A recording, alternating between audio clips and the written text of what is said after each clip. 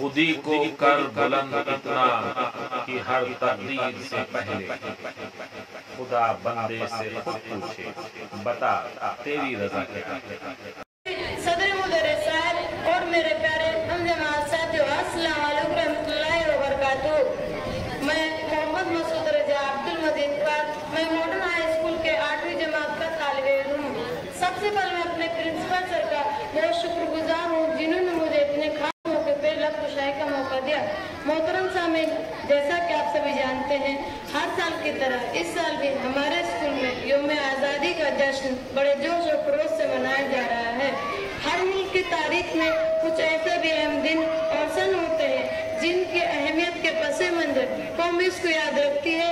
اس طرح ہمارے ملک ہندوستان میں 15 اگست 1947 کا دن نہایت اہم ہے، کیونکہ اسی تاریخ کو تقریباً 150 سال کی غلامی کے بعد ہمارا ملک ہندوستان آزاد ہوا۔ ہر سال 15 اگست کو یوم آزادی کے نام پر دھوم دھام سے منایا جاتا ہے۔ اس دن کی حیثیت ایک قومی تہوار کی ہے۔ میں آپ کو بتانا چاہتا ہوں کہ آزادی کے سب سے بڑے رہنما مہاتما گاندھی اور ان کے ساتھی مثلاً پنڈت جواہر لال نہرو، مولانا آزاد، سردار پٹیل وغیرہ نے عدم تشدد کے ذریعے آزادی حاصل کرنے کا عزم کیا۔ حالانکہ آزادی کے لمباتاروں پر جلیانوالے باغ جیسے بڑے بڑے مظالم ڈھائے اور انہیں برسوں تک جیل میں بند رکھا، مگر انہوں نے ہمت نہ ہاری۔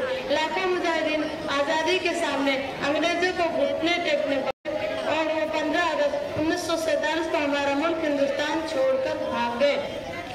یہ آزادی ہم ہندوستانیوں کو اتنی بآسانی حاصل نہیں ہوئی۔ ہمیں شہیدان وطن کو بھی نہیں بھولنا چاہیے۔ انہی کی قربانیوں سے آج ہمارا ملک ہندوستان آزاد ملک ہے۔ ہتھیلیوں پر سر لے کے لڑنے والے یہی وہ بہادر تھے جن کے لیے میں ایک شعر کہنا چاہوں گا۔ مٹ گئے خود پر نہ مٹنے دی وطن کی آبرو، مٹ گئے خود پر نہ مٹنے دی وطن کی آبرو، ان شہیدان وطن کو بارہا میرا سلام۔ دوستو، آزادی بڑی نعمت ہے۔ آج ہم خدا کا شکر ادا کرتے ہوئے فخر سے کہہ سکتے ہیں کہ ہم آزاد ہیں، اور ہمیں اس آزادی کو قائم رکھنے کے لیے آپس میں مل جل کر رہنا چاہیے، اور ہم سب یہ عہد کرتے ہیں کہ اس آزادی کو ہر قیمت پر باقی رکھیں گے۔ اتنا کہہ کے میں اپنی تقریر کو مکمل کرتا ہوں۔ خدا حافظ۔